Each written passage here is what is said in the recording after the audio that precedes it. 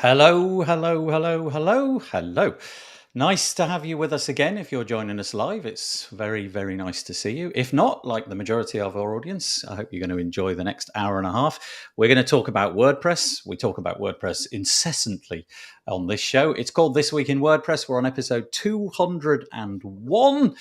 And I'm joined by three fine people, one of whom is brand new to our show. For reasons I cannot explain, my cursor keeps disappearing off my screen. I have no idea why that is, but it's going to make for absolute havoc during this I show. blame Wiegman. That's right. Yeah. Okay. Yeah. Okay. Yeah. Thumbs up. He's taking that. Okay. So very, very quickly. First up, we've got lots of lovely guests, but I'll begin with Michelle Frechette, if that's all right. Michelle Frechette, who's one of the co-hosts, joining us probably for like the 4 millionth time. I really appreciate it, Michelle. That's really kind of you to devote your time like this. I was sad I missed the 200th last week, where everybody got to Yeah, there was a lot of yes, just stupidity is the word. Childish. 201 is a little anticlimactic. I know. We're not really celebrating it too much, are we? But I'm going to introduce you, Michelle. Michelle Frechette is the Director of Community Engagement for Stellar WP at Liquid Web. In addition to her work at Stellar, Michelle is the podcast barista at WPCoffeetalk.com. She's the co-founder of Underrepresented in Tech, creator of WPCareerPages.com, the president of the board for BigOrangeHeart.org, director of community relations and contributor at PostStatus.com, author, business coach, and frequent organizer and speaker at WordPress events. She lives in Rochester, New York, where she's an avid nature photographer. I have seen the photos. And you can find out more at meetmichelle.online. I think, Michelle, that at some point you ought to run for president. Oh my God, I would Miss never President. Miss President. Is that a thing? Is it a thing? Is president not just the word? They always say like Madam President or that kind of thing. Yeah. Oh, I didn't know that. Okay.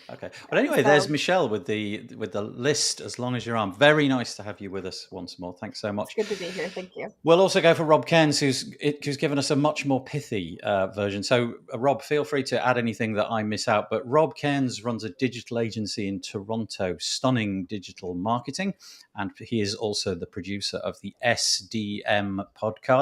Tell us a little bit about that. You've reached a milestone recently. Yeah, I passed episode 200, and interesting enough, we're getting together on Thursday with Bob Dunn, who beat both Nathan and I to 200, myself and Nathan Wrigley, and we're going to talk about what it's like to produce 200 podcast episodes. So that should be fun. I wrote you an email shortly after that to say, actually, I've done a few more than 200, but of this show, 200 definitely the last week. And Chris, I am so sorry, because normally I would ask the guests prior to their starting how to pronounce their surname. And I heard Michelle pronounce it in a way that I wasn't about to. So Chris, would you just tell us your name and I'll take it from there? Chris Wiegman.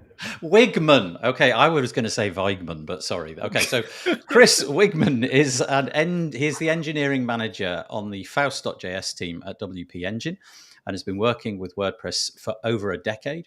During that time, he's built one of the largest WordPress security plugins, as well as various plugins and themes for clients of all sizes, Google Chrome extensions, and even WordPress development environments. He's a teacher at heart. Chris has spoken at numerous WordCamps and other conferences, as well as taught both computer science and aviation for universities throughout the US. Right, there's just so much going on there that I want to delve into. Can I go for the aviation bit first? What?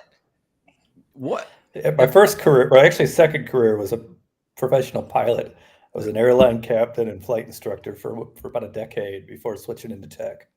Don't you love it when you meet people who are just prodigiously good at multiple things, just like you? I just did a bit of flying for a while, I just decided to switch it up. Good or? No, it's really good. I love it when I meet people who've just got a real backlog, especially like that's a real flip going from like aviation to software development. Maybe it's not. Not really. I mean, it's kind of most flying these days is basically programming GPS boxes and avionics. Yeah, good point. But now you're over at WP Engine, the engineering manager there. What, or at least for the Faust.js team, what does that involve typically in your working week? Lately, I just took this role in December. We're a team of 4 trying to get a 5th. I'm I got one more rec open that we're hiring for. Building Faust.js, which is a JavaScript library to connect headless WordPress. So think of it as a framework, kind of like maybe Genesis, you might consider a framework for traditional themes. You can consider this kind of a framework for building out a headless site. Easy ways to connect back to WordPress, very predictable APIs, the whole gambit in order to make headless development as easy as hopefully building a traditional theme was. And it looks like you've been on Michelle's podcast, because there it is. If you want to find out more about Chris, we talked a lot about the pilot thing. So if you're that's straight away got me. It's like my dream was to be a pilot, and then I kind of realized I would just really not cut out for that kind of thing. my favorite part of that whole episode, though, is the question where I ask, "What's the biggest mistake you've ever made in WordPress, and what did you learn from it?" And I'm going to misquote exactly what Chris said, but something like, "I once deleted 23,000 websites in a single swoop." Not deleted. They just went down. They were still there. I knew I misquoted, but I was like, wait, 23? No, 23,000. That was ouch.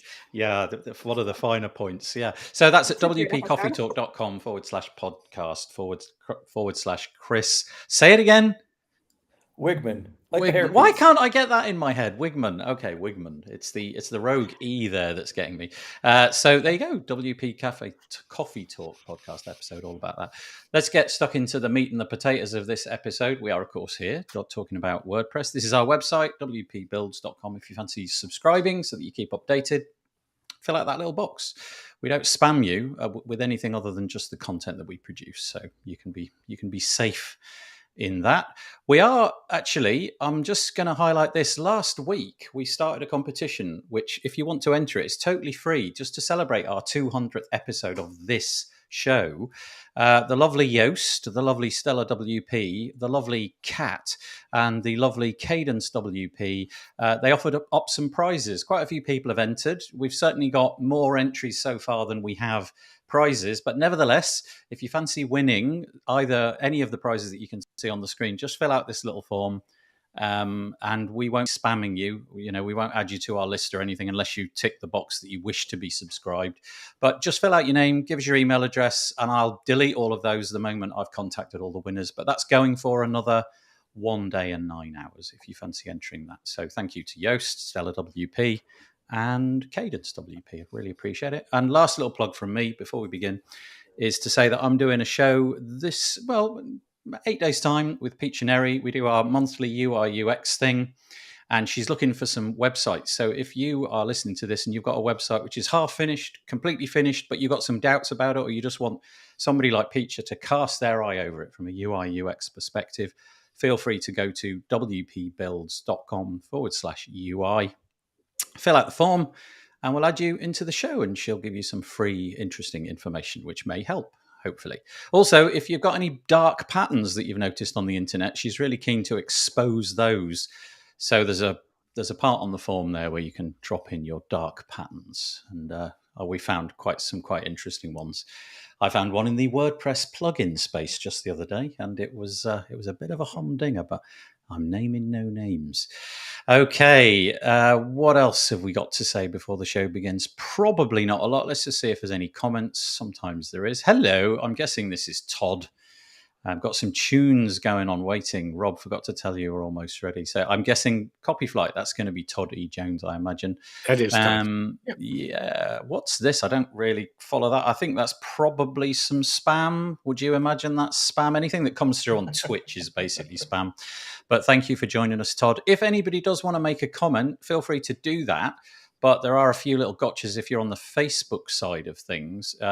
Basically, Facebook won't allow us to have your avatar or your name, which is fine. You'll just come across as anonymous. We won't know who you are.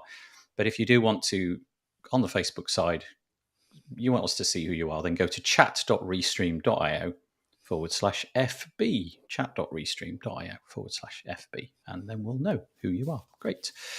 Okay, a couple of things to go through. We've got quite a lot of WordPressy stuff, and then a few bits, some interesting pieces towards the end of the show. Why is that comment still on the screen? Let me press that once again. That was my mouse disappearing on me again. First piece up is WP Tavern. Justin Tadlock, 14th of March, was writing all about the dream of exporting WordPress block themes from the site editor is close to reality. Justin, I think from reading this piece, he's been desiring the ability to be able to export a theme, take it over, chuck it on any other WordPress website, and it just behave exactly like it used to on the previous website. And he seems to think that that this is almost a reality. There's a few little gotchas at the bottom where he explains how it's not going to happen and why certain things don't happen. But essentially, he thinks this is now going to be a possibility. It spits out a .zip file which you can use, take it somewhere else, and install it. It's the beginning of a journey, the beginnings of this being able to happen. I, for one, would kind of like to have a theme set up, and we'll talk about a base theme and all of that sort of stuff in a moment. But I do like the idea of having something. I've built about 3 or 4 sites over the last 6 weeks, and more or less all of them follow the exact same pattern. And it would be really nice if there was a real simple little way to go through this, export things and take it to another site. So there's my little preamble. I'm going to hand it over to Rob, Chris, and Michelle, and they can have a bonfight about what they think about this. Whoever wants to interrupt first gets to speak first. The problem with exporting block themes is you're assuming when you do the import, whoever's building the website has the same plugins and the same block add-ons installed, and that's going to cause a problem.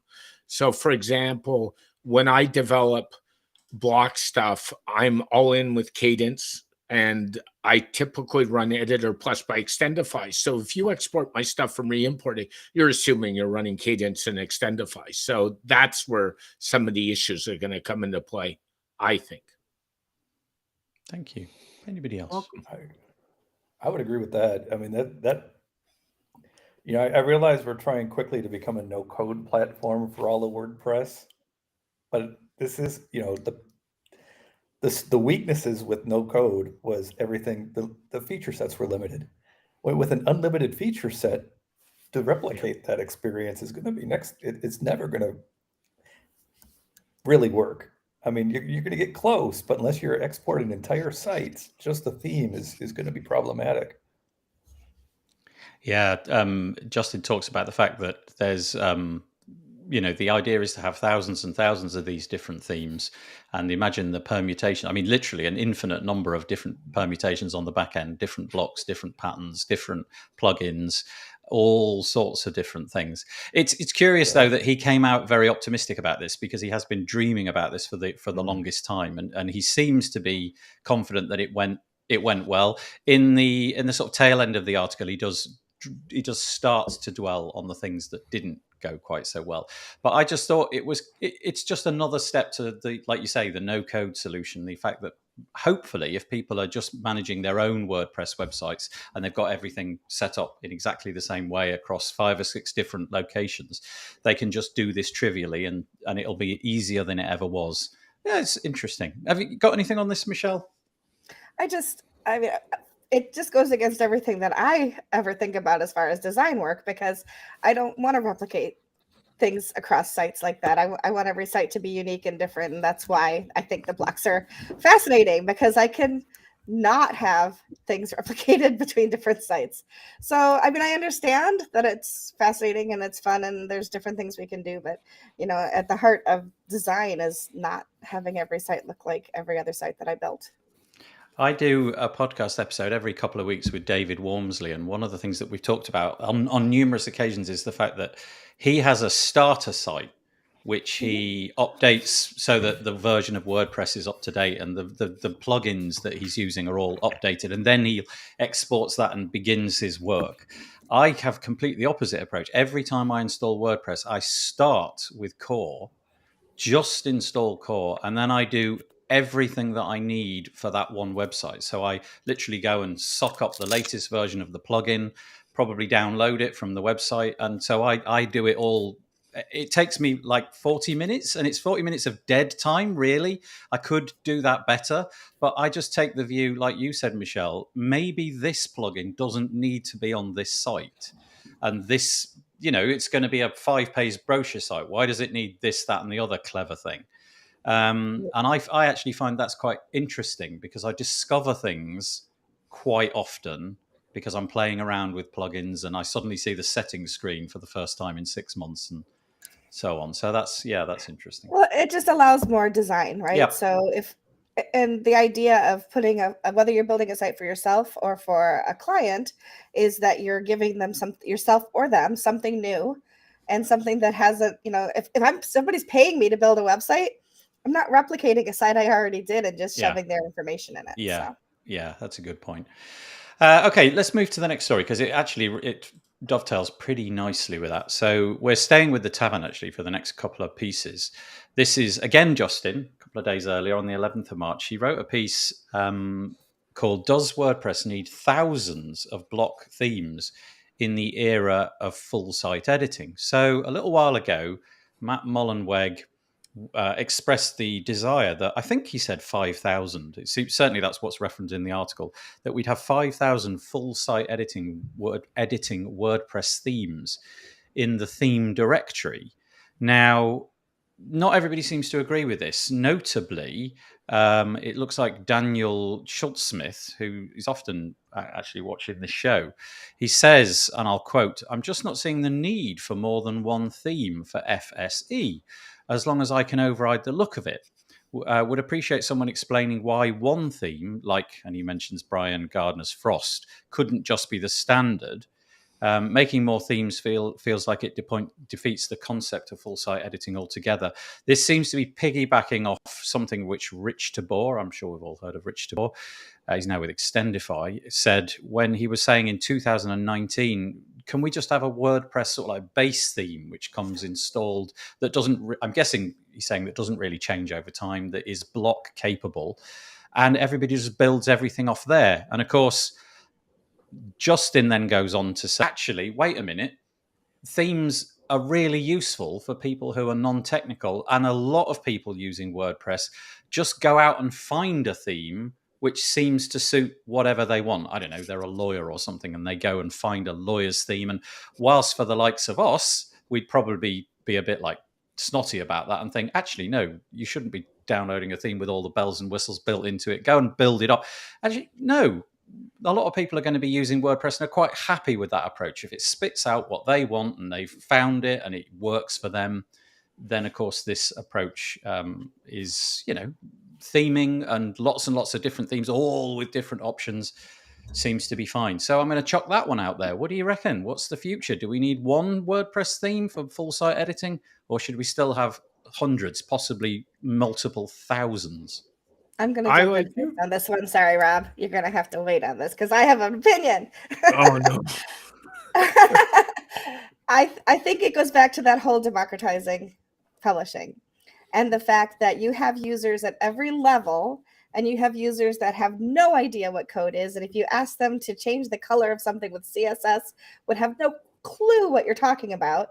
And then you have people who say, I just theme it myself from the base up and everything in between. And I think that that's where this kind of thing comes in, right? So maybe you don't need 5,000 different themes, but that doesn't mean other people won't be able to use those and jump in and be able to start something fresh. And so it goes against kind of what I said before, right? That I don't want to replicate all these things. But if I am a dentist and I'm building my own website because I just graduated dental school and I have, $500,000 worth of debt, and I'm just like bootstrapping in, at least I'm not using Wix, right? I'm like coming in and picking a theme that's made for dentistry, and I can kind of start to fill in the blanks. So I think that there's something for everybody. I think that's a really good point. No, that's fine. I confess, when I first came to WordPress, I did find my way into places like ThemeForest and those theme houses. Mm-hmm.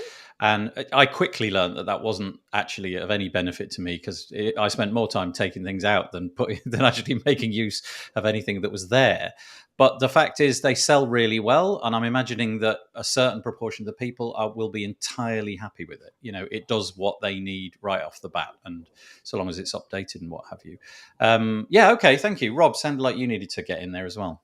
Well, Michelle kind of stole my thunder a little bit because I so heartedly agree. As we try and democratize publishing, we need to give people choice. And if we want to keep out of into a no-code environment, which a lot of people seem to want, that even means more choice. And any argument's going to be, By the way, if we only need one theme, do we only need one plugin? And the argument goes on and on. So the one cool thing about open source is by using themes and plugins, we can customize our websites the way we want. So it's a time saver. So if people want to put 3,000 themes out there, I'm good with it. Like, choose the one you want, but give people the choice. That's the key. What do you feel about the argument, Rob, that we can, the principle being that it's, once you've got the base framework, you could use blocks and block patterns and use the pattern directory to build up almost anything from an unlimited arrangement of blocks and block patterns. So in that way, I guess you've got to try a little bit harder and build things one step at a time, as opposed to downloading a theme where all the pages are created for you and all the different custom post types are made and all of that kind of stuff. But yeah, I can see your point, but it's going to be more work, isn't it? There'll be a lot more learning for the dentist to do if they had to build it from patterns. And even in block patterns, Nathan, like I've played in the block pattern libraries, there's a lot of choice out there. So the work isn't going to disappear, frankly. I mean, once you go down that pattern rabbit hole, you can be down it for days if you don't be careful. And, I've been there when I redesigned my site and moved to blocks. So, the rabbit hole's not going to go away. So you're going to move it from point A to point B, but you still got to give the choice. And that's my whole thing. So, yeah. What do you reckon, Chris? Nathan's hair was short before he went down that rabbit hole. I had no hair. And not look at me. Chris, what do you think? In my world, in my experience, it's all largely irrelevant. The whole idea of block patterns and stuff like that. I'm talking about large multi-sites or enterprise level sites. Sites that are, the database might hit 50, 60 gig, tens of thousands of users, thousands of editors. Things like block patterns, things like exporting themes, not only are those not applicable to those sites, but they're downright detrimental because you wind up breaking brand guide at a minimum. Let's just say brand guidelines. We could focus on that one. Given all that much power, you don't want all those editors to have that, because the whole purpose of WordPress is to manage the content, not for 1,000 people to go out and manage their own designs. So the idea of that many themes and themes to be that editable just don't apply in the world I've always built in. 3 out of 6 of my WordPress jobs have all been universities, and then 2 of the others have been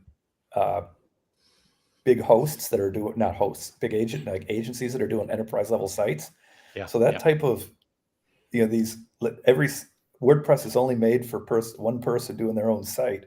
That's never been the world I've been involved in. So that's fascinating. To me, the whole feature set's kind of just moot. Yeah. Oh, nice. You get a pass on that question. There you go. That's totally great.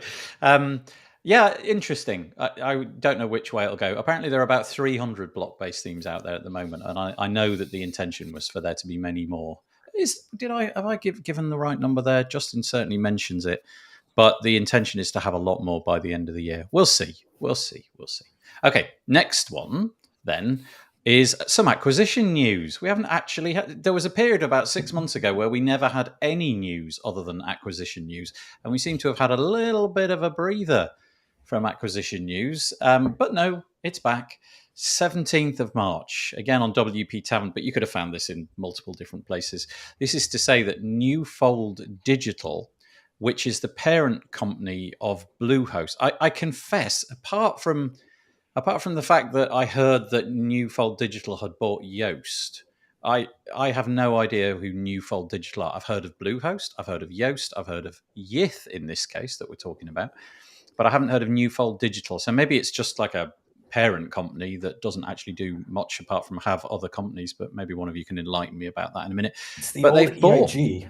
It's the old EIG. Yeah. Okay, so that's EIG rebranded. So EIG, that brand that we all know and love, has been just, it's a simple name change, is it? They just became Newfold Digital. I got it. Okay, thank you so much. Okay, so this week they acquired a WordPress plugin called Yith. If you're in the WooCommerce space, I'm sure you've heard of them. They've got over 100 WooCommerce extensions. I mean, literally an extension for just everything in the WooCommerce side of things. You name it, they had built it. They have more than 2.3 million active installations across the product suite. I don't know how much of that is on the premium side and how much is on the free side. They've got 31 plugins on .org, so presumably those 31 will make up a fair proportion. But they're the light versions, Justin says. And they're the WooCommerce wishlist plugin, which looks like the sort of flagship for that company, is downloaded and in use, activated on over 900,000 WordPress websites. We've got the usual talk from the founder. The founder's called Nando Pappalardo. Apologies, Nando, if I've butchered your surname there. It's the normal thing. The acquisition of Yoast and Yith last year are part of a long-term strategy. This is actually coming from Ed J from Newfold Digital to provide the best solutions to our WordPress customers and future our expertise. Essentially, everybody's moving over. If you work for Yith, you are now working for Newfold Digital. I have no idea what this is going to mean. It does, Michelle, you've probably got something to add to this. Stellar WP, who you are closely associated with, they seem to be making a big play in the WooCommerce space. So I don't know if this is of interest or concern.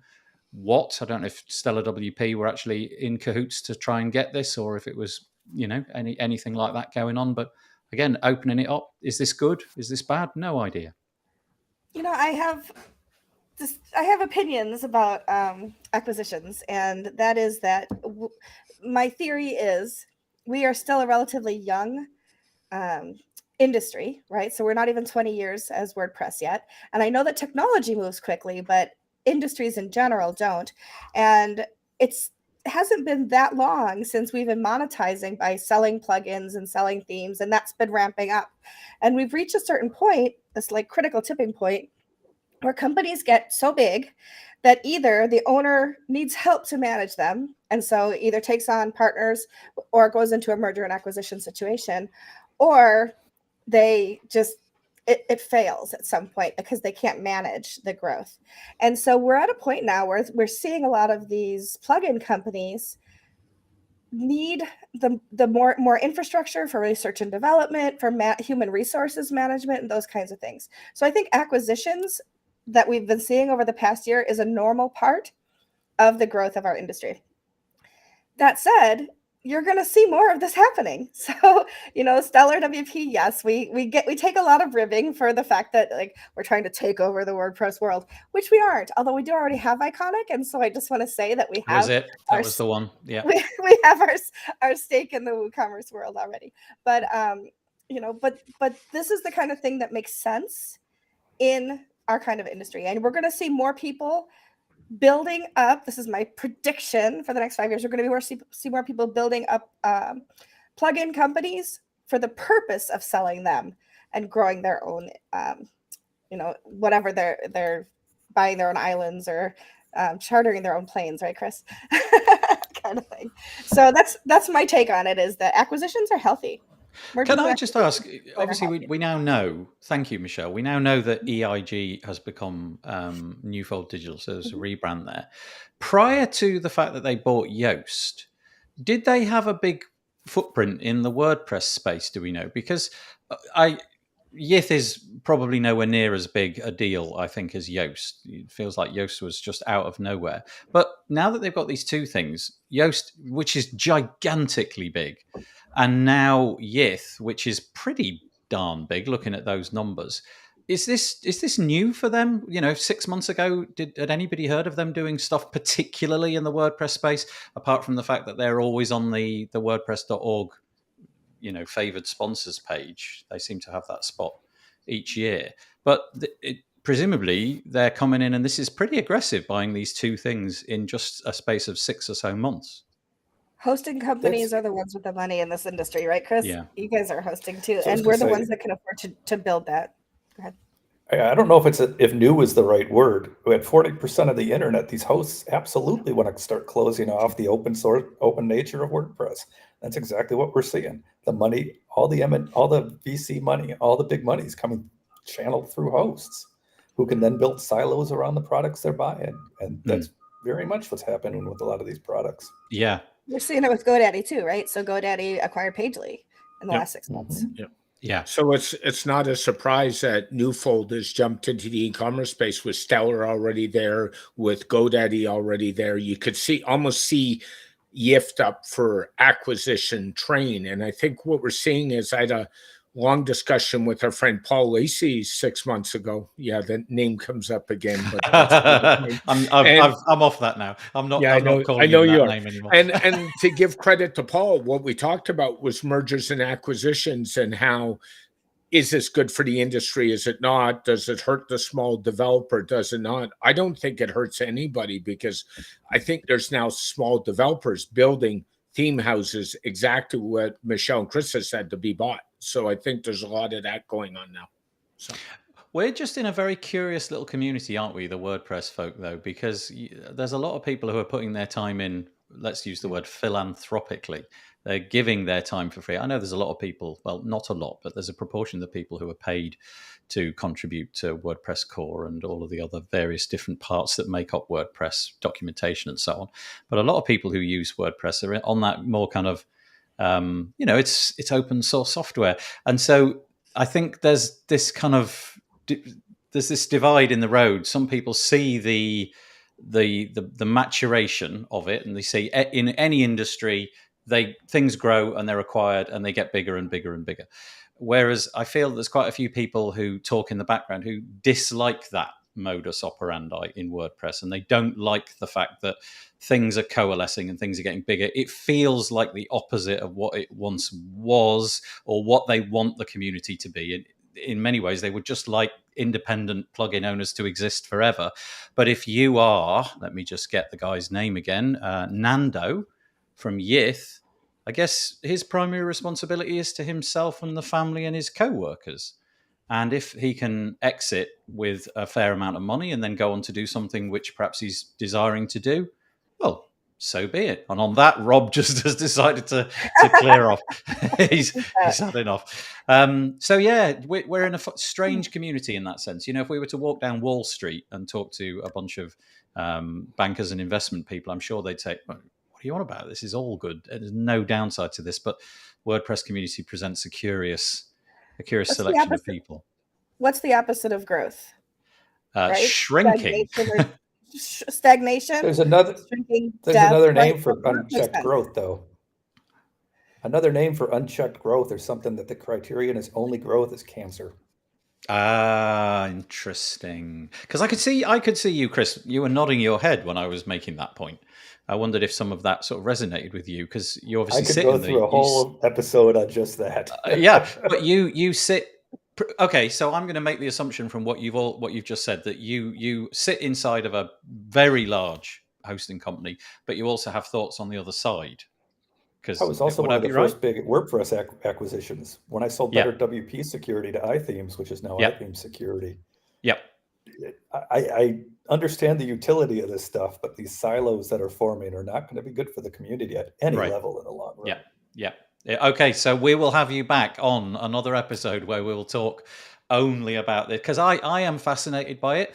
I'm not clever enough to really understand whether or not ultimately it would be a good thing or a bad thing. I have my sort of like knee-jerk reaction when I see, well, the perfect example in my life is something like Amazon, which has only ever been great in terms of what it gives to me.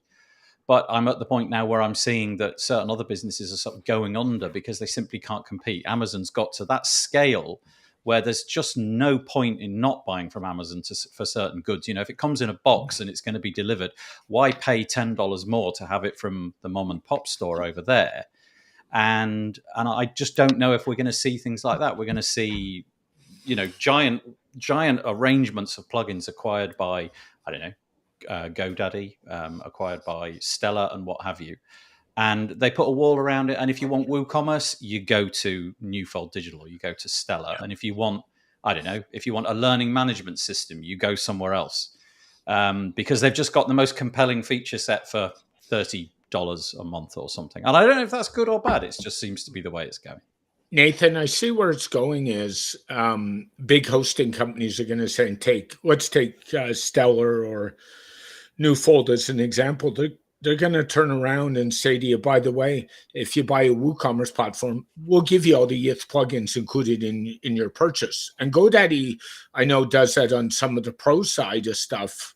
For WooCommerce managed hosting, they say, if you jump in, we'll give you X number of plugins. And that's where it's going to go. Yeah. So you're going to get a package deal that includes your hosting, includes your core WordPress, includes most of the plugins. So you're kind of going to look and say, okay, does this web host suit where I'm going? Yes. Does it have the tools I need? Yes. So I'm going there. And that's going to be the decider, I think. I remember when GiveWP, who Michelle is obviously deeply connected with still, when they were acquired, you presented a set of arguments which I found really compelling back in the day about all sorts of unexpected benefits of that from certainly from your side. You know, it was things which hadn't really even occurred to me, like the fact that you were working for a company now which had, I guess, more stability. You had a medical and all of that kind of stuff was different, and you were really pleased with the way that all went. So looking at it from the inside, I'm so much more provided for now that I'm from a bigger, part of a bigger company. But those kind of things never get talked about. Bigger infrastructure, absolutely. Yeah. Actually, I've written about it on PostStatus, so there's articles there about what happens when you are acquired and how companies should think about the employees when that happens, and how well I felt taken care of during that acquisition. Then also, so I just wanted to throw that. I grabbed 7.5 minutes with Matt Mullenweg after State of the Word, and we talked about acquisitions, and we talked about working within WordPress and what that looked like. So if people are interested in that conversation, I just wanted to share that link. But I have a lot to say about employment and acquisitions and things like that. That's why I put together the WP Career Summit in 3 weeks time. So make sure that you sign up for that. But yeah, there's a lot of good. Chris, I absolutely agree. We'd have to pay attention. We have to make sure that what's happening is not only for the good of the people involved, but the good of WordPress as a whole, because we don't want unchecked growth, but we definitely want to see strategy. And we want to make sure that what's happening makes sense. So from a Stellar standpoint, we are very strategic in how we're growing Stellar WP and the plugins that we consider adding, because what our goal is not necessarily, obviously our goal is to make money. We're a business. I'm not going to sugarcoat that part. But what we really are trying to do is make sure that we have the ability to help people stay in WordPress, start in WordPress. WordPress is aging. Right. So the standard age of somebody using WordPress is only getting older. It's not getting younger. And we want to make sure that all of the young people who are thinking about whether it's going into programming and coding and things like that, or just starting a website, are turning to WordPress as a solution as opposed to some of the alternatives. And what Stellar wants to do is, we're going to be starting something later this year to teach people how to do that. And so one of the ways that we can do that is by having the infrastructure in place to be able to help people do that. Well, anyway, if you are one of the 2.3 million people who are basing their livelihood, presumably to some extent, on YITH plugins, this is probably going to be really of interest to you. So you can go to wptavern.com and you're looking for this particular piece. It's called Newfold Digital Acquires YITH to expand WooCommerce expertise. Normally, an article like this gets absolutely boatloads of comments. There's normally like dozens and dozens of different comments, people putting different positions about, whether this is a good thing or a bad thing. But only 2 this time. One saying congratulations, and another one just sort of saying, yes, good company, but they've had lots of problems in the past. Okie doke, let's move it on. Chris, I hope he's still with us. His camera's gone blank, but let's hope he's still there. Yours went dark a minute ago. Rob. I don't know if that was a thing. Yeah, I had to grab the door. Oh, no, that's okay. That's fine. I just wondered if it was a systemic problem that I was having. No, I'm good today. No, good. Okay, so WordPress.org. This is make.wordpress.org, a block pattern directory. You may know about this. Block patterns are the nice new shiny thing in WordPress, the ability to essentially click a button and have some sort of row or collection of blocks just come right into your site there and then. Wouldn't it be nice if we could have a directory of those kind of things? Well, the answer is yes. It's been a little while in the making. There's been some patterns there so far, but they've been limited to, I believe, a collection of people who've been asked to contribute those patterns, but no more. The intention of this piece is to say that it's being open for submissions. The piece is called Coming Soon, Block Pattern Directory Submissions. And I'll just quote, it says, "Soon we plan to open the pattern directory to submissions from the public. The pattern creator page will allow designers and content creators to build, edit, and submit their best block patterns to the directory. And approved patterns, I guess that's quite an important point. You can't just put your pattern in and assume that it will go live. Approved patterns will be added to the directory where they will instantly be available to the authors of millions of WordPress sites." So think themes, but only doing one thing on one page. It's just a tiny, tiny part of a visual design. And if you're into creating your own block patterns, you can now start to upload them and hopefully get them accepted. It said it's going to start the middle of this week. So yeah, there's some links in there. This is cool. I love this kind of stuff because this just opens up. Well, I've been playing with patterns. I haven't really created my own patterns, but I've been playing with patterns that other people created. I'm no designer. I keep saying it. I've got the design chops of a potato. But if somebody can provide me with things which I think look half decent and I can click a button, use those, tweak them, change them in a way that I am able to do, that's great. And if people wish to contribute those now, I'm delighted. I'll be incredibly grateful for anybody that does. I think this is a really fabulous moment. And again, I'm opening the floor. I think it's good for a community. It's an extension like the photo directory. It's the same idea. It keeps the community around WordPress vibrant and moving together as a whole. So I'm all for that. Yeah. Well, we can't know what they're going to be like, the quality of the submissions. Hopefully there'll be some checks and balances. It certainly sounds like it. But I can see me using this as a really, really useful way of getting almost everything I do started in the future. Just go and have a look at some patterns. And even if I don't use them, they'll probably provide me with some kind of Kickstarter, some way of thinking, oh, that's quite nice. I like what they've done there. And going in that direction. Michelle, Chris, anything on this? So the photo directory, as Rob mentioned, is moderated by a group of us who are volunteers, and we look at every photo. We have a set of criteria and standards that we have to that has to be met in order for a photo to be approved into the photo directory. And I assume that the block patterns will be the same, and we'll have that same level of oversight. Michelle, can I just point out at this point that wasn't in your biography? There's yet another thing there that we need to. Gosh, I have to add it. I know. It already sounds pretentious enough, doesn't it? Mentioned the fact that you're a keen photographer, but not that you're a moderator in there. Chris? Well, now you know. I've been outed. Yeah. You're going to use any of this kind of stuff, Chris? What's the WP engine? You've got is it Atomic or what's it called now? Genesis. It's become Genesis, hasn't Genesis it? Apologies, blocks. That's right. Yeah. I mean, I don't use. This comes back to the types of sites I've built. Weren't using. I mean, a lot of higher ed is still turning off Gutenberg altogether. The accessibility issues it still has. So it's and my personal site, I'm just using it for writing. So I've disabled block patterns entirely. So I don't think much on the block patterns. I'm more excited about the photos. I've actually submitted a couple to the photos site just to participate in it. I think that's a good thing, especially after Unsplash had been bought by Getty. Having a true open source photo source is a very good thing. So I wouldn't trust taking anything from Unsplash over long term. But I'm getting too far on that off block patterns because I just don't. I really can't say much. If folks are using them and need that, great. Yeah, you say that you sort of disable all that sort of stuff. So do you literally go in and just make it so that none of that stuff is in the UI? You will never be bothered by any kind of UI component which says, okay, you can use block patterns here if you want. You're just shutting it all down. Yeah, okay, that's intriguing. Yeah, okay. It really helps performance. yeah. You just like Rob was saying, you sort of wander off down that rabbit hole. I can see in the near future those block patterns, that library, being somewhere where I could spend a good hour meaninglessly just sort of scrolling. Ooh, look at that shiny.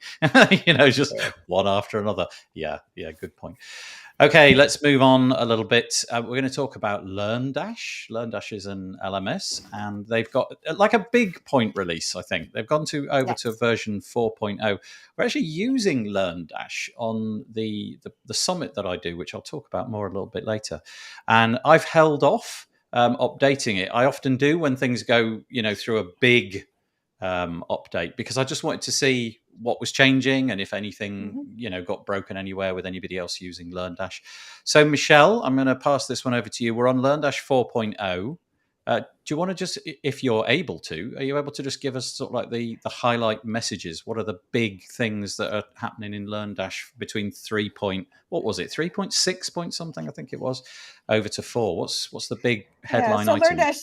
LearnDash is part of the Stellar family of brands, which is really nice, because I'm just starting to use it and learn how to use it myself. I've had some talks with Jack Kittering, who you may be familiar with.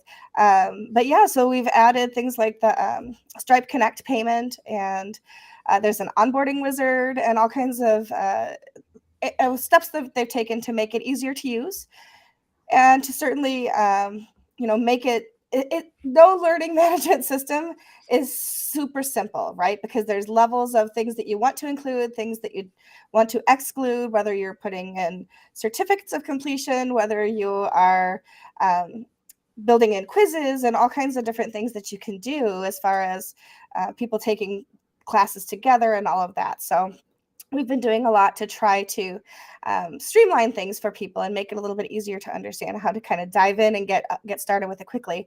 And we're going to have some webinars coming up, which you can see there on those different things as well, which will make it easier for people to understand how to use it. There's an entire ecosystem that's built up around LearnDash, and there are so many different plugin companies who've made plugins that work alongside of LearnDash to do things differently. So everything we do, just like with WordPress, affects the income and the viability of other businesses too. So all of that we keep in mind when we're moving forward. But we have a very, very active Facebook community with several thousand, I think 17,000 maybe, people in that Facebook. It's a huge Facebook community.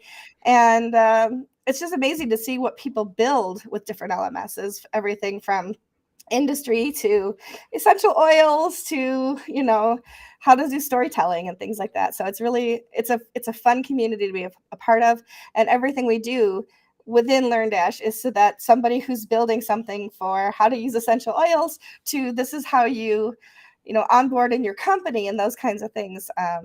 It's applicable to everybody in between. So yeah, so I'm excited about some of the things that are happening. I think Jack is signed up to be on This Week in WordPress next month. So he'll be able to answer a lot more questions than I can as one of the developers, but I'm super excited about it. Yeah, we've got 4 webinars organized for the near future. It looks like March 20. Well, they're all happening in the next, next month or so. We've got getting started with the onboarding wizard, streamline onboarding and payments with Stripe Connect. That looks nice. Explore the new LearnDash Gutenberg blocks. That would be one that I would want to look at. Create dynamic learning paths with challenge exams. So 4 webinars coming up. Yeah, the challenge exams is new too, so that if somebody knows the content, they can skip ahead, right? So they don't have to do everything. That's what a challenge exam is, as opposed to just an exam or quiz. Nice. I confess I haven't updated to 4.0 yet because I'm afraid of things like that. I say go for it. If you run into any problems, let me know. I can hook you up. I know. I just wait usually. I'm like that with WordPress core. You typically wait like 48 hours when it goes from 5 to 6 or 6 to 7. The normal ones, the sort of point releases, not so much, but the big ones, I definitely wait and just see what other that's what staging is for, Nathan. I know, but I just can't be bothered to do all of that. So yeah, just wait is my approach. Okay, let's move on. Let's talk about this. Oh, some people in the WordPress space are kind of just almost like superstar status, aren't they? And everybody knows Matt Mullenweg's name, and I'm sure it's fair to say that most people have come across Yoast de Valk, who started the Yoast. His name, despite the fact that it's spelt Joost, is pronounced Yoast. That's hence why we got the Yoast naming. He started Yoast, I believe. Now, let me see if I can find it. Can anybody remember off the top of their head what number he said? I think he said like 12 or 15 years ago or something like that. Something like that. Yeah, it's a really, it's a long time. For WordPress plugins, they are in every way a success. They're used by millions of people. They constantly hit that number one spot on the repo. A huge business with lots and lots of success in the past. And although Yoast himself has had a few different roles more recently, he went over to Automatic for a little while, and I don't think that worked out. And so he went back to Yoast on a different footing. And Marika, his wife, she took over. Well, he's decided he's kind of, whilst the journey with Yoast and Yoast is not over, he's said that essentially he wants to now tackle different things. He doesn't really mention what those things are, but it's pretty clear that it might well be outside of WordPress. He's going to stay on, but he's going to stay on for a pretty minimal 1 day in every 10. So he's doing a 10% phasing out period. I don't know exactly for how long that'll be, but I just wanted to mark this moment. I was going to say mark the passing of Yoast de Volk, but that sounds really morbid. It wasn't that. It was more to sort of celebrate really one of the pioneers who managed to create a thriving business a long time before most of us thought that there was any money to be made in WordPress. He made a real go of it, made lives a lot easier, put SEO in the complexities of SEO within the reach of a lot of people. And so really it's just me saying, well done, Yoast. Congratulations. And I hope that those 9 days out of 10 that you're spending on nice new things are fun and profitable. Any stories about Yoast? Any tales that you want to tell, or just, congratulations? Go for it now. Say congrats. When you sell a company, there's typical that vesting period. Most of us who have sold a plugin of that don't do it because we want to keep doing the same role. So it sounds like he's finally getting to move on to what he wants to do. So it's definitely a congrats. Yeah. What does he say? He says, what I'm going to do next, I will stay on board for 1 day in every 2 weeks. I will advise on product and SEO strategy. Really looking forward to spreading my ideas without having to execute on them all. How nice. How nice to be in the position to sort of like wander in once in every 10 days and sort of, maybe you should try this. And then it's like when you're a grandparent in a way, isn't it? You get to hold the baby, and then at the end of the afternoon, there you go. It's back to Goodbye. you. I'm leaving. Bye. Yeah, exactly. And so he just wants to try a different set of things. Curious to see what comes up now, but when I come up with and what I come up with when I don't have to be day to day at Yoast. So anyway, congrats. Rob, Michelle, anything to add to that? I'm just happy for them. Yeah. I am too. There becomes a time when you got to move on to another challenge. So good for him. The inevitable questions, I suppose, will be raised about, who fills those shoes. And there is information about this in the post. There's kind of like a reshuffle going on, but it sounds like incumbent people who've been managing the business for a very long time. So it doesn't look like you're entering any period where things are suddenly going to be a bit shaky. We'll get Taco on to give us the lowdown at some point in the future, and he can tell us exactly how it all fell out. But I imagine this has been thought about for a very long time. So congratulations to Yoast, the person, and for building something amazing and being an inspiration, and the plugin. Yeah, it's hard to say those things and know where you're stepping. Okay, there we go. Michelle, it's all about Stella this week. I don't quite know what's going on here, but We're pretty awesome. Yeah, you've given us a. Actually, I found this. You didn't help me find this one. There's a new free plugin. This is again on the Tavern, but you can find it on WordPress.org. In fact, let me just highlight that. It's WordPress.org/plugins donation block for Stripe by GiveWP. This looks cool. So it's a completely free version, which enables you to create basically a one-click solution if you want to take donations. We actually do that on the WP Builds website, but all I do is I link it to like a sort of gravity form type thing, and things come in that way. But this looks really nice. Justin's really he seems to favor it. He says the implementation of it, there's a few little problems later on about the fact that you can't start it in certain ways and so on. But he says it's simple. You click a button, connect your Stripe account, boom, you're in action. What's the thinking behind this? And does it conflict or cheapen the sort of like the bigger brand, the Give WP, the full Monty?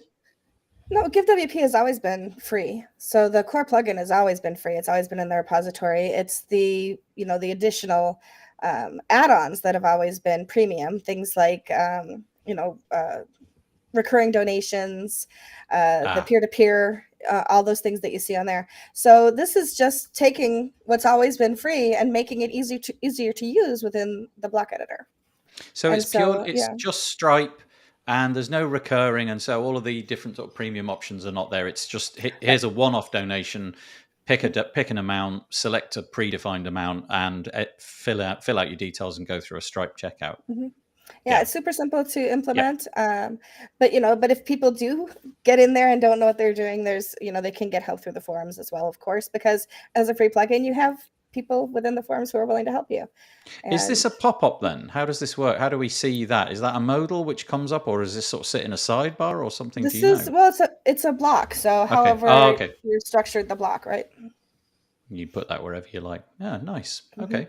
So you can find that WP Tavern, Give WP launches standalone donation form for Stripe. Yeah, okay. It looks really good. It's slick. Yeah, it looks really nice. Okay, controversy. Let's throw this one in. Master WP. I think who was it? Somebody before we click record saying Master WP is really like doing great work at finding controversies and talking about them in an intelligent way.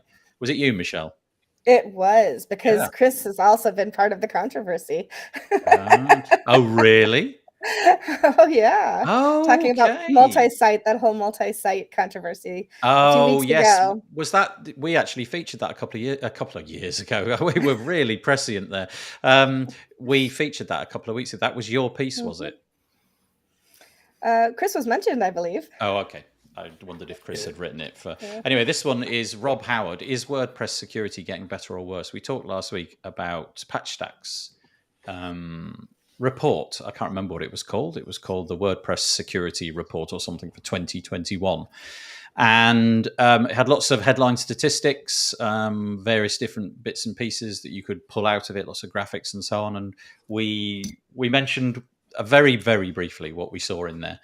But this week, Rob Howard has sort of taken a different view, and essentially he's challenging the statistics that PatchStack are putting together. He says essentially that the statistics, in his view, were kind of sloppily put together, and I think it would be fair to characterize his opinion as it's okay to put statistics out there, but when the statistics kind of massage the product that you're trying to sell, then you sort of stray into an area where really possibly you shouldn't be straying into. And so he's asking some questions down here. He wants to know things like how many installs. He wants to know how many installs the plugins had. Without that key information, how do we know if all of these different statistics that they mention are actually as serious as they were? How serious were the vulnerabilities? Has the total number of plugins on the market increased, and so on and so forth? So essentially he's saying, whilst it was an interesting report, it would be nice to have some sort of background about how those statistics were put together. I've got to confess, when I read something like that, I just take it on face value. I just assume that those kind of things have been done. And I guess that's what his problem is that most people will read things like that on face value. And it would be nice to see where the due diligence had come in and what level of detail and statistical analysis was taking place to ensure that it was true. So Rob Howard pushing back against the PatchStack report. Anybody want to jump in on this one? I think it's a fair... Go ahead, Chris. So I think it's a fair criticism.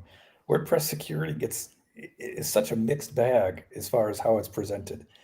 We've seen how many hit pieces. WordPress security is bad, and cite a plugin vulnerability that might have had 10 sites compromised and blame the whole ecosystem for it. But at the same time, we do have a lot of poorly written, especially plugins and themes that still lead to these types of things. So it's an interesting mixed bag on that. but the statistics do matter, and how they're presented do matter. How many actual sites, how many different people have had a site compromise in the last year? What are the commonalities to those? And it's not the same as the year, 15 years ago now, give or take, that Tim Thumb.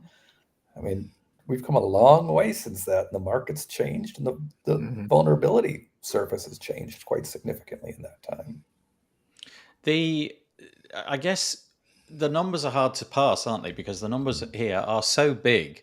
The guy that wrote the article, Rob, makes an interesting point where instead of saying something along the lines of WordPress, WordPress vulnerabilities up by 150%, this following sentence could equally be true.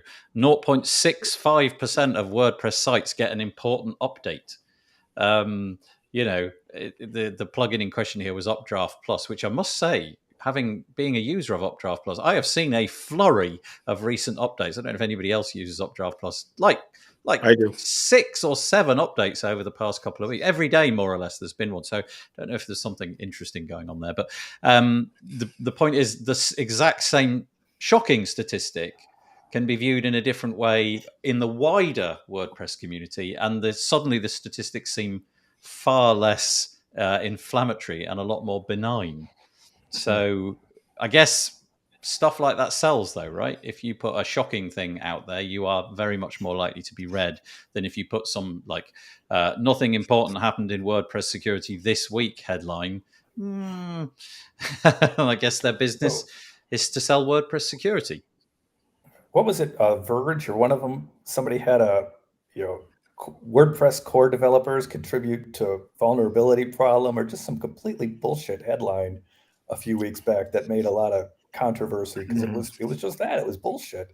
Yeah. It had no concept at all about how it was written or anything. I remember through somebody I know, they reached back out to the author who tried to defend the headline as well. That, that's what the numbers are and all this and that. And that goes back to Michelle put in our private chat, 3 types of lies, damn lies, and statistics. That is using statistics for the biggest of all lies. And it's just I think it might have been Wired that you were thinking of. If it's Wired, the article mentioned in Wired, and again, I can't for the life of me find the original headline, but it was something along the lines of 3 million installs of WordPress, I don't know, suffer vulnerability or something. And again, Rob has rewritten that helpfully.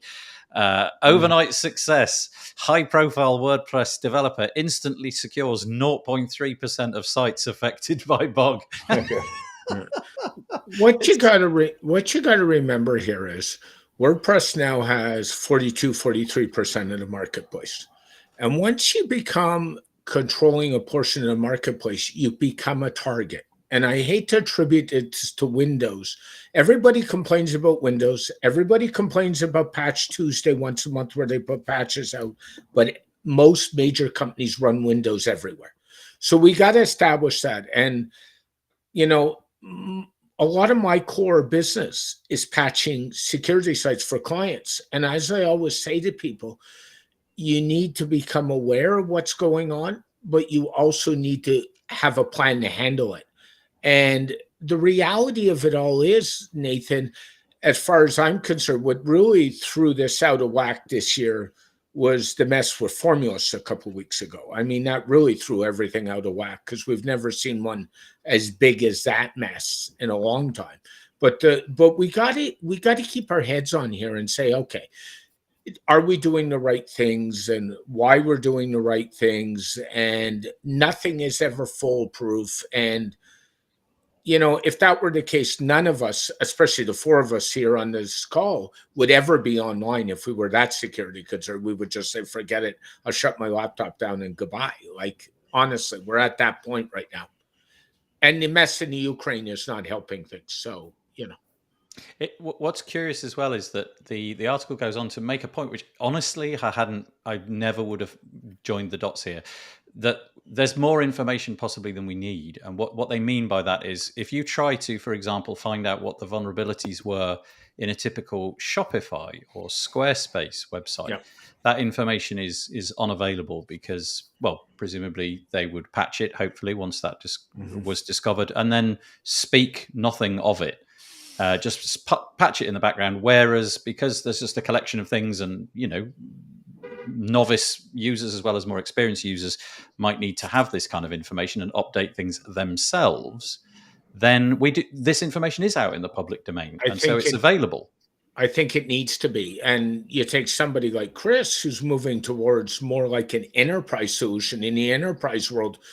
And I come from that world from a security standpoint. Vulnerabilities get disclosed all the time. Microsoft discloses what vulnerabilities they patched. And I think that's important in certain industries like healthcare, like government, like all kinds of industries where privacy is at stake here with the privacy laws. I don't believe covering up vulnerabilities. And in that article, they even suggested whether a 30-day disclosure policy was enough time. And I truly believe, coming from that world, 30 days is ample time. So that's the issue I take with that article, is the whole bit, not whether the statistics are right or wrong. It's the whole concept of disclosure and what is right disclosure and what is wrong. Yeah, it doesn't feel like anybody's questioning the statistics. They're just questioning the portrayal of the statistics, and I think which statistics rose to the top, if you like. And I guess that is something of concern. I loved reading that article, and then it was only really when I read this one I thought, oh, that's curious. I didn't realize there would be another angle on that. And anyway, I'm going to be interviewing Oliver Sild from PatchStack, and I'll be sure to have this conversation with him. And Nathan, what I can tell you is PatchStack is, I know from my contacts there, is working on a response to that article right now. Oh, great. Yeah. So watch for that. It will continue. There was another conversation around this that sort of developed in the Post Status. So if you're a member of Post Status, you can find this piece. It was called "Would WordPress Benefit from Public Relations Messaging Around Security Issues?" And so they've obviously taken that conversation on a little bit. You can find that on poststatus.com if that's your bag. And then another piece of security news. It's been a long time since we've just covered a couple of bits in the one little episode, but here we go. You've thrown this at me, Rob. This is WordFence, another company, rival company to PatchStack. It's called Increase in Malware Sightings on GoDaddy Managed Hosting. What's the deal here? So WordFence did an analysis and said there's been an increase in malware on GoDaddy servers. And we all know in the shared server realm that once one account gets hacked, it is very possible on a server infrastructure to go cross-account. So we need to keep that in mind. So I don't think this was a fair assessment on GoDaddy. And I've come out very publicly and said where I have stood on this one, as Chris will tell you. I've been very public on this one, to the point that I've actually gotten a response from Mark Marauder, which I don't care to get into for the purposes of this conversation. But the point I'm making is, you could have taken the name GoDaddy out of that and dropped in Cloudways, dropped in WP Engine, dropped in Newfold, dropped in any shared hosting provider possible. There's only two ways to get around this. Is one, have shared hosting based on containers, which costs more. Or two, as far as I'm concerned, if clients are that concerned about shared hosting, spend the money and get some dedicated hosting and dedicated boxes. And that's kind of my theory on that one is, but the problem is the consumer is going after whatever's cheap in the hosting game. And this has been an ongoing issue and I don't care who the hosting company is. If you go to cheap hosting, you get cheap hosting. And I actually think there was a bit of industry garbage going on here, because for anybody who doesn't know, GoDaddy owns Sucuri, and I wonder about whether this was an attack to say Sucuri should have done something, which is a paid service, and you pay for what you get. And at the end of the day, website owners have to take care of their own hosting. So they have to take care of things like, did you have a proper password? Did you have 2FA turned on? Did you do regular updates? And by the way, do you have backups, and can you restore those backups? And it keeps coming back to, WordFence would have been better off serving the community if they educated the customer instead of just throwing stones, in my opinion. Interesting. Got aspects of the previous piece in your mind. Then there's kind of like there's the piece on the surface, and yet there's some sort of broader context going on underneath. That's interesting. Yeah, Chris, I'm curious to get your thoughts on this. Actually, yeah, Chris, I'd love to hear him.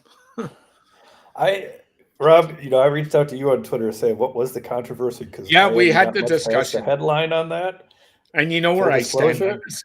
Yeah, and I still haven't got much past the headline on that one. So I do agree with your posts, though, or your comments here on responsible disclosure. There is an issue. I think of there's a site out there, plugin vulnerabilities or whatever, that it's just so irresponsible. I mean, they made a point of being irresponsible. On the flip side, WordFence, in my experience, has always been very good at the responsible disclosure. They've been like the antithesis of, or the opposite of, like, the plugin vulnerabilities. So I don't want to comment on that because I haven't read the whole article, but I agree that this responsible disclosure in WordPress as a whole is a problem. Mm-hmm. And this blanketist thing, especially as more hosts by security companies, I think we're going to see a lot more attacks for that type of thing. Yeah, I think part of the problem, what is compounded WordFence's approach here, and I'm surmising, so this is my opinion, they just recently jumped into the WordPress care plan security side of things from a business perspective. And when I look at it, and that was after saying to all us agency developers in that space, by the way, buy our agency licenses so you can run your care plan security business. And they've now, in the last 2 months, jumped into that business. So I think what we're seeing is a bad attempt at marketing their service in all this one. And I think, I have a saying, and that's kind of, who do you serve and how do you serve them and how do you help them? And why not just help people and reap the rewards from helping people? And I don't think this kind of writing is the way to do that. I really don't. And I've taken some heat from it. It started in the LinkedIn group I co-managed with Courtney Robertson last Friday. And then it jumped into one of my clients actually publicly tweeting at me Friday morning saying, what's going on with this? I want an answer, and I want a public answer. So wow. I kind of didn't have much of a choice but to jump my head into the ring. And interesting. Okay. I've taken heat right from WordFence on this too, but they're not very happy. Okay. Well, let's see how this story develops. Keep your eye on Rob Cairns' Twitter feed to see how this develops. No, two interesting stories about security news this week, with some sort of with a bit of an underlying story going on in the background as well. That's quite nice.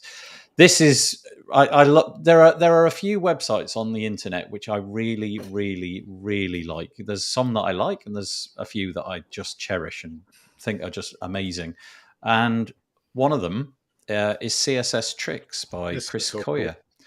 This website has been going, as far as I can work out, since like just the dawn of CSS. As soon as I jumped ship and got off tables, remember those days, and got into starting to do CSS. Chris began this whole project. He was, I don't know if he still is, but with Jeff Starr, he was a big WordPress user. They had their, I can't even remember what it was called now. They had their WordPress manual that you could buy for like $15 or something, and it would get you started with all the WordPress things. It was absolutely fabulous.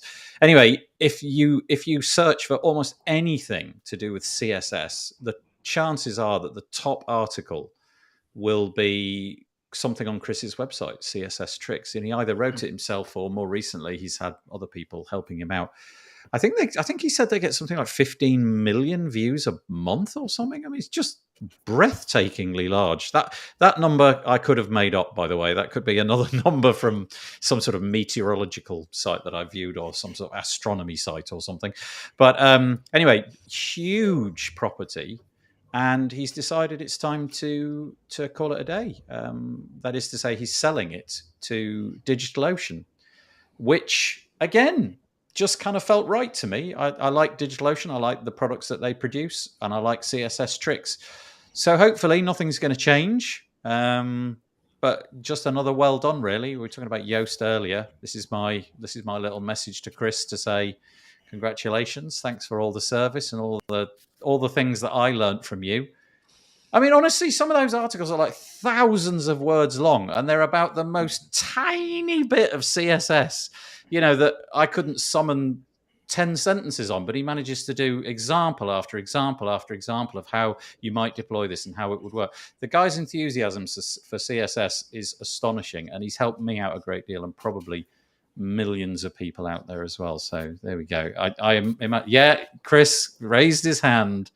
Not Chris Coyer, by the way. Chris.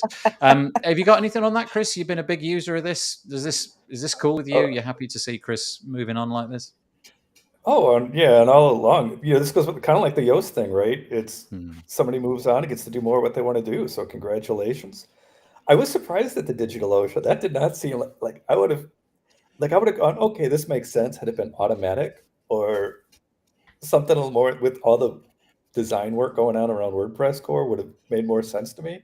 Yes. DigitalOcean is such, it's infrastructure as a service. So it's not, if you want to have something, but you could host things on there that have no design at all. They're just CLI apps type thing. So that part to me was kind of funny, but I think it's great. It'll hopefully, WP Engine bought WP Daily years ago, and it still carries on to this day as Torque. So hopefully we'll say, see this, do the same. Just carry on. Let's imagine that my number of 15 million, which I'm sure is an exaggeration, but I remember reading the number recently, and it was a big number. Maybe that's just the point, right? Look at the website now. Right next to the logo, I should put it back on the screen. Right next to the logo is CSS Tricks, powered by, it says powered? Is that what it says? I can't read that. It's too small. Powered by DigitalOcean. So maybe that's all it is. They're just buying a tiny bit of advertising real estate for probably a really quite a decent one-off fee.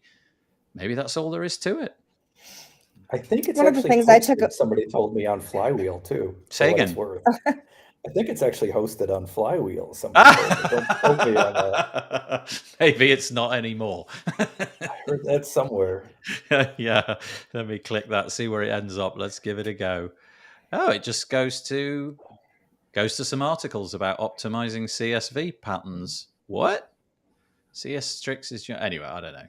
That's kind of weird. I clicked on the logo and I ended up at the CSS Tricks main website, not this article. Yeah, very strange. Michelle, sorry, I interrupted. No, that's okay. I was just going to say that my biggest takeaway is that I'm not creating content that anybody wants to buy, and I need to change that. Yeah. But can you imagine the self-justification of this over the years? There must have been long, hard stares where, right at the beginning, especially where there was probably very little traction. It's CSS, for goodness sake. How many people are using CSS? And 15 years ago, it probably wasn't millions like now. But he's got articles that he just must have done. And comments now come in the hundreds each time a new piece of content comes out. But I'm sure for the longest time, it was fairly quiet in there. But he kept going at it. And this is the thing. So yeah, Michelle, I don't know what the new direction would be for you, but yeah, something which you can see flogging in 15 years. I'm super happy for Chris, and I think that he deserves it for sure. Wish him every success and happiness. I'm going to be chatting with him in about 2 weeks' time, all about this and why he's decided to do it. So that'll be really nice. Get his opinion on it. How much time have we got left? We've got about 10 minutes. So I'm just going to very quickly flick through some things very, very, very quickly. I haven't figured out how to even deploy this yet, but Search Engine Journal are talking about the fact that Cloudflare have now got a free WAF, Web Application Firewall, totally free. I don't know what the constraints are or the limitations, but just FYI, if you're on a free Cloudflare plan, you can now hopefully make use of that. I poked around for 5 minutes. I couldn't see how to kickstart it or make it happen. I could see the UI for where it might live, but it felt like coming soon, the language that they were using. But that's kind of cool. I don't know if this has been in the offing for ages or if this world situation vis-a-vis the Ukraine or something has maybe brought this forward. I don't really know. Anyway, there's that and a bit of self-promotion. Sorry, if you are into page builders like I am, then the Page Builder Summit version 4 is coming around 20th to the 24th of June 2022. If you go to pagebuildersummit.com, you can join our waitlist and we'll keep you updated. Glad to say that in the past we've had companies just like WP Engine and just like Nexus who've helped us out. So hopefully we'll put another smashing event on pagebuildersummit.com. I'm already on the waiting list for this. Me too. Nice. I'm not even going to ask Chris. Sorry.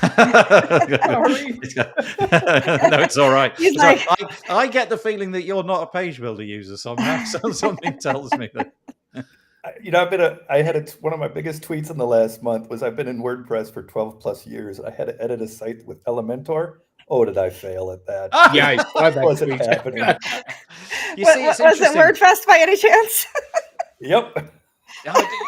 Get a pro, Absolutely Chris. fascinating, Get a pro. though, because this is such a curious part of the community, isn't it? In that there's just this broad swathe of people who've jumped on board, especially with Elementor over the last, 3 or 4 years. It would appear that if you chart the graphs, that the last 4 years of WordPress's as a whole rise can be more or less bound to Elementor, just Elementor.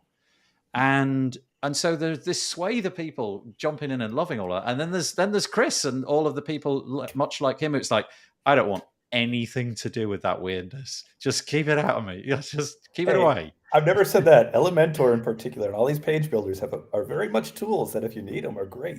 Yeah, but when you're talking enterprise type sites, there's not something you use. Yeah, exactly. I love it all, which is why me and Anshin are putting on the summit. So pagebuildersummit.com. I would hope so.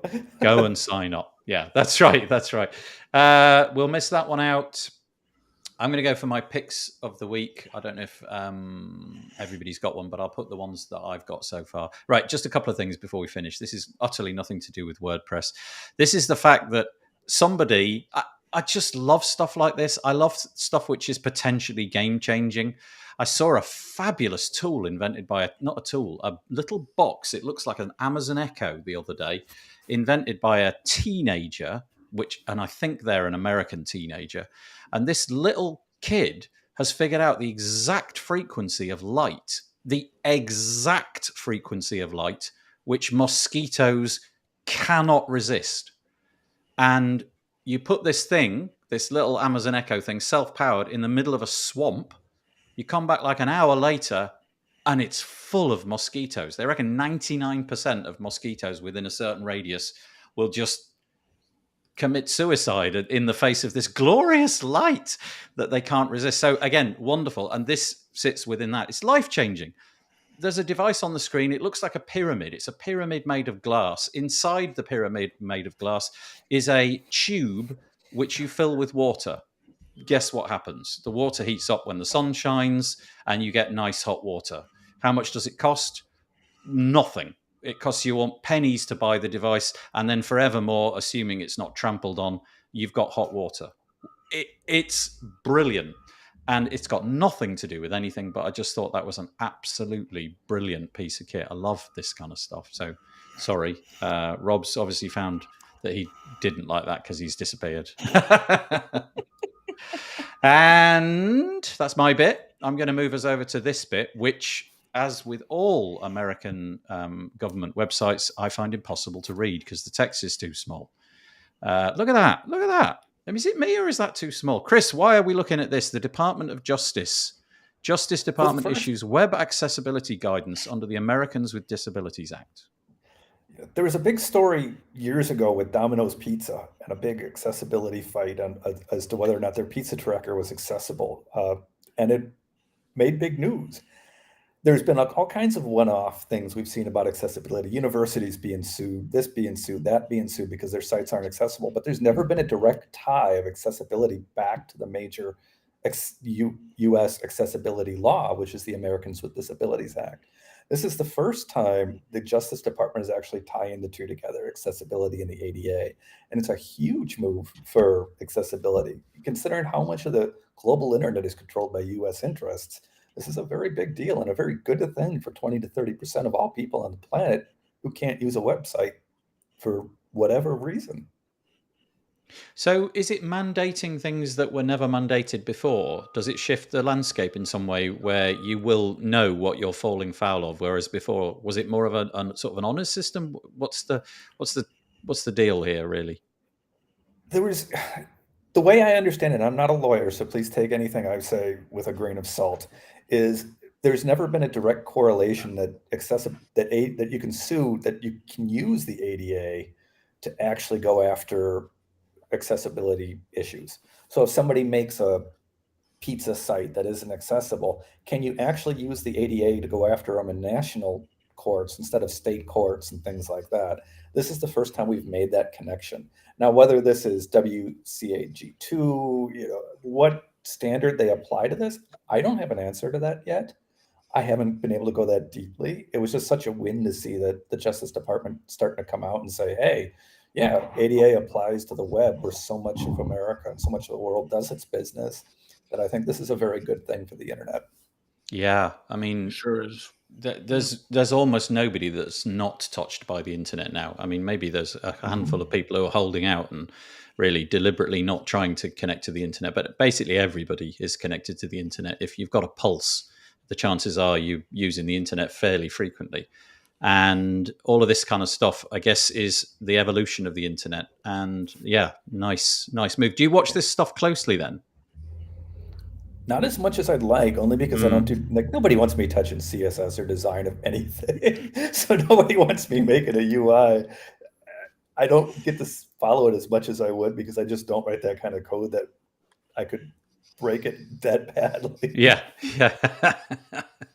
You can find this on justice.gov, and it's called Justice Department Issues Web Accessibility Guidance under the Americans with Disabilities Act. It's published a couple of days ago, 18th of March 2022. And a corollary to that, I'm guessing we're putting Heather Burns on the screen because of the connection. Don't know. Is there a connection here? Web dev law. Different connection. This goes back into, I think I gave you, if you scroll down, I think this is a deeper link in her blog. Yeah, this talks about, a quick take on the pretty terrifying changes to the online safety bill. You had some US politics there, and then this one's more UK politics.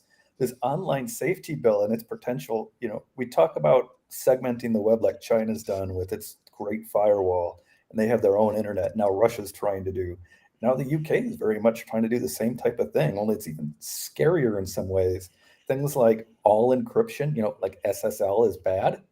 Yeah. And Heather goes into much more nuance in this. Things like if you host content, you are responsible for policing the content, whatever content the Tories, the Conservative Party in the UK, finds offensive. That's your problem to figure out what they find offensive and police it. That's your expense to do that. There's a lot of crazy that this type of law, if it goes into effect, can beyond UK's borders. Yeah, I really sort of struggle with this a lot because on the one hand, I can see the harm that that having everything free on the internet it can do. So, a great example, I suppose, would be like just the abuse that can happen on social networks to people who are totally vulnerable and just assume that what they're being fed is true. Children in particular, who there's just people pile in and bully them. On the other hand, we have a history, much like the United States, of being able to kind of speak your mind and say what you like, and the internet is an extension of that. And up until now, it's felt that we can say what we like, and you live and die by the consequences. But especially in the current environment, with what's been going on for in the more recent past, I think this is being looked at by legislators again, and I do not envy them.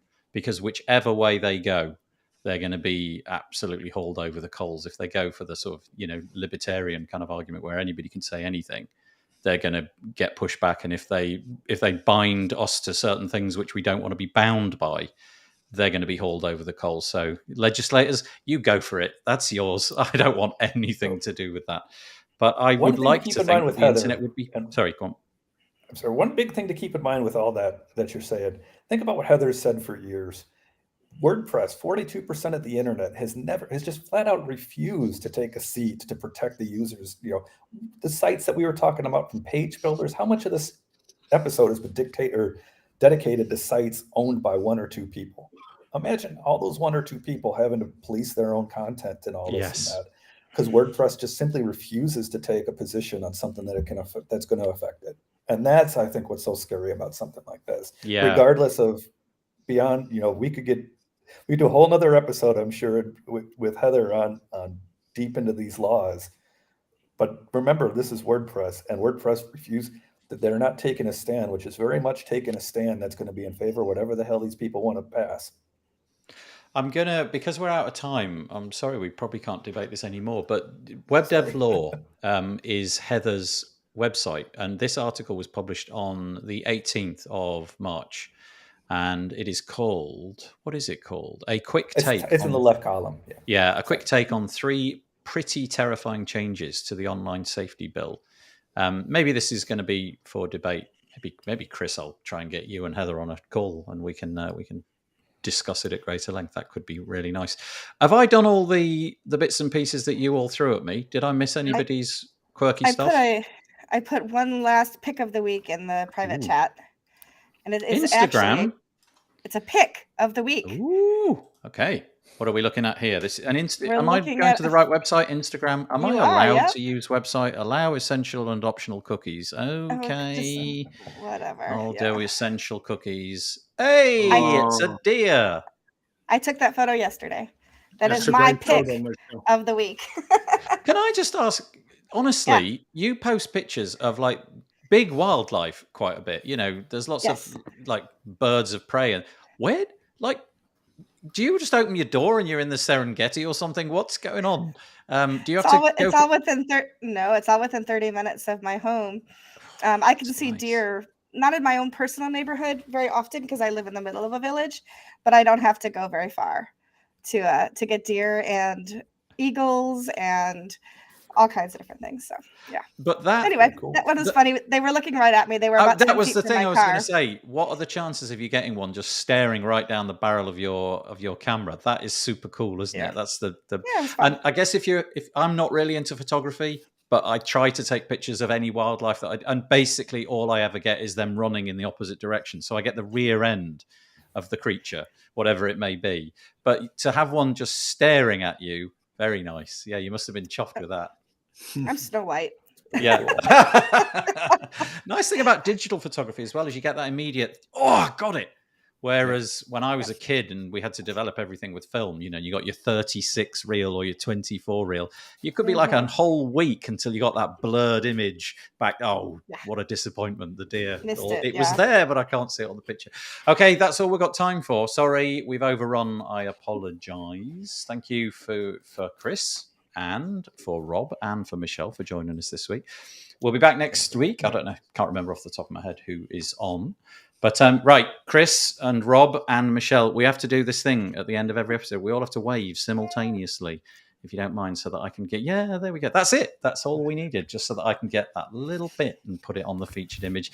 Thank you so much for watching. Really appreciate it. And we'll see you all